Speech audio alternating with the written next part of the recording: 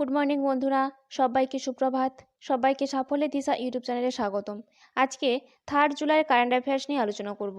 তোমরা প্রথম থেকে শেষ পর্যন্ত ক্লাসটা করো এবং ক্লাসটা ভালো লাগলে অবশ্যই লাইক করে দিও এবং চ্যানেলটিকে সাবস্ক্রাইব করে নিও। তাহলে শুরু করা যাক আজকের ক্লাস। আজকের ক্লাসের ফার্স্ট কারেন্ট অ্যাফেয়ার্স হলো, ন্যাশনাল অ্যান্টি ডোপিং এজেন্সি এর দ্বারা পুনরায় সাসপেন্ড হলেন কে? উত্তর হবে বজরং পুনিয়া। এই বজরং পুনিয়া সম্প্রতি ন্যাশনাল অ্যান্টি ডোপিং এজেন্সি এর দ্বারা পুনরায় সাসপেন্ড হলেন। এই সম্পর্কে জেনে নেব, বজরং পুনিয়া একজন ভারতীয় ফ্রিস্টাইল কুস্তিগির যিনি 65 কেজি ওজন বিভাগে প্রতিদ্বন্দ্বিতা করেন। 2020 সালে টোকিও অলিম্পিকে ব্রোঞ্জ পদক জিতেছেন তিনি। এই বজরং পুনিয়াই একমাত্র ভারতীয় কুস্তিগির যিনি বিশ্ব কুস্তি চ্যাম্পিয়নশিপে 8টি পদক জিতেছেন। তিনি অর্জুন পুরস্কার পেয়েছে 2015 সালে, পদ্মশ্রী পুরস্কার পেয়েছে 2019 সালে এবং রাজীব গান্ধী খেলরত্ন পুরস্কার পেয়েছেন 2019 সালে। নেক্সট, এইচডিএফসি ইআরজিওর জেনারেল ইন্স্যুরেন্স কোম্পানি এমডি এবং সিইও পদে নিযুক্ত হলেন কে? অর্থাৎ নিয়োগ করা হয়েছে কাকে? উত্তর হবে অনুজ ত্যাগীকে। এই সম্পর্কে জেনে নেব, HDFC ERGO general insurance company limited হলো এইচডিএফসি ইআরজিও ইন্টারন্যাশনাল এজি এর মধ্যে একটি যৌথ উদ্যোগ সংস্থা। নেক্সট, কোন রাজ্য সরকার স্কুল শিক্ষা এবং উচ্চশিক্ষার পাঠ্যসূচিতে ভগবান রাম এবং কৃষ্ণের অর্জুনগুলি অন্তর্ভুক্ত করার কথা ঘোষণা করলো? উত্তর হবে মধ্যপ্রদেশ। এই সম্পর্কে জেনে নেব, ডক্টর মোহন যাদব একজন ভারতীয় রাজনীতিবিদ যিনি 11 ডিসেম্বর 2023 সাল থেকে মধ্যপ্রদেশে 19তম এবং বর্তমান মুখ্যমন্ত্রী হিসেবে দায়িত্বপ্রাণ গ্রহণ করলেন।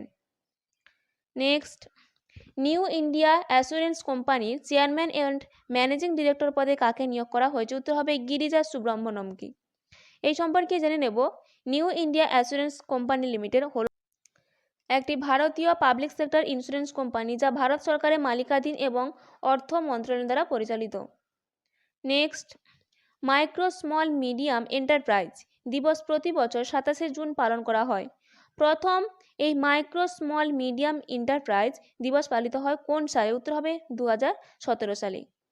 এই সম্পর্কে জেনে নেব, মাইক্রো স্মল মিডিয়াম এন্টারপ্রাইজ দিবস প্রতি বছর 27শে জুন পালন করা হয় এবং এই দিবসটি একটি দেশের অর্থনৈতিক উন্নয়ন এবং কর্মসংস্থান সৃষ্টিতে এই মাইক্রো স্মল মিডিয়াম এন্টারপ্রাইজ সেক্টরের অবদানকে তুলে ধরা হয়।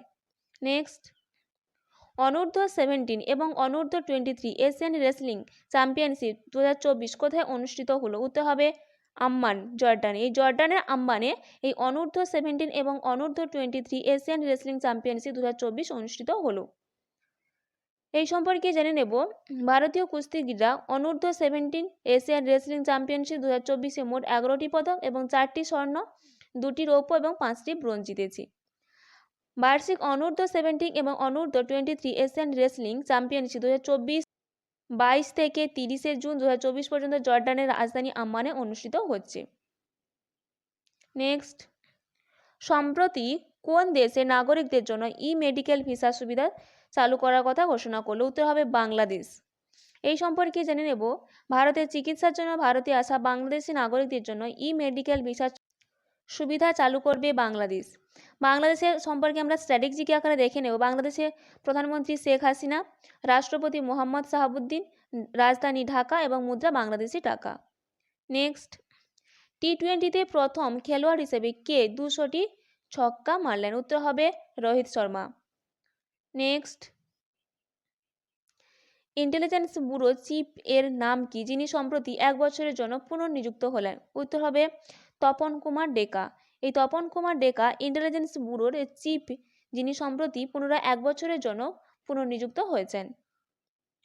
এই সম্পর্কে জেনে নেব, আইপিএস তপন কুমার ডেকাকে 30শে জুন 2024 সালে আরও 1 বছরের জন্য ইন্টেলিজেন্স ব্যুরো চিফ হিসেবে বর্ধিত করা হয়েছে। নেক্সট, ভারতীয় সেনাবাহিনী পরবর্তী ভাইস চিফ পদে কে নিযুক্ত হতে চলেছেন? উত্তর হবে লেফটেন্যান্ট জেনারেল এন.এস. রাজা সুব্রমণি। এই সম্পর্কে জেনে নেব, লেফটেন্যান্ট জেনারেল উপেন্দ্র দ্বিবেদীকে সেনাবাহিনী পরবর্তী প্রধান হিসেবে নিয়োগ দেওয়া হয়েছে, অর্থাৎ নিয়োগ করা হয়েছে। 30শে জুন থেকে তিনি দায়িত্ব নেবেন। বর্তমান সেনাপ্রধান মনোজ পাণ্ডে 30শে জুন থেকে পদত্যাগ করবেন। ভারতীয় সেনাবাহিনী এবং তার প্রধান ভারতীয় সেনাবাহিনী চীনের পরে বিশ্বের দ্বিতীয় বৃহত্তম সেনাবাহিনী হয়ে উঠেছে। প্রায় 1.46 মিলিয়ন সক্রিয় কর্মী রয়েছে। ভারতীয় সেনাবাহিনী কেন্দ্রীয় প্রতিরক্ষা মন্ত্রকের অধীনে এবং ভারতের রাষ্ট্রপতি তার কমান্ডার ইন চিফ। এখানে আমরা গুরুত্বপূর্ণ স্ট্র্যাটেজিক আকারে দেখে নেব। স্বাধীনতার সময় সেনাপ্রধান ছিলেন জেনারেল স্যার রবার্ট লকহার্ট। এই ছিল আজকের দিনে গুরুত্বপূর্ণ কারেন্ট অ্যাফেয়ার্স। এইরকম গুরুত্বপূর্ণ কারেন্ট অ্যাফেয়ার্স পেতে অবশ্যই সাফল্যের দিশা ইউটিউব চ্যানেলটিকে সাবস্ক্রাইব করে নিও। আজকের ক্লাসটা এই পর্যন্ত।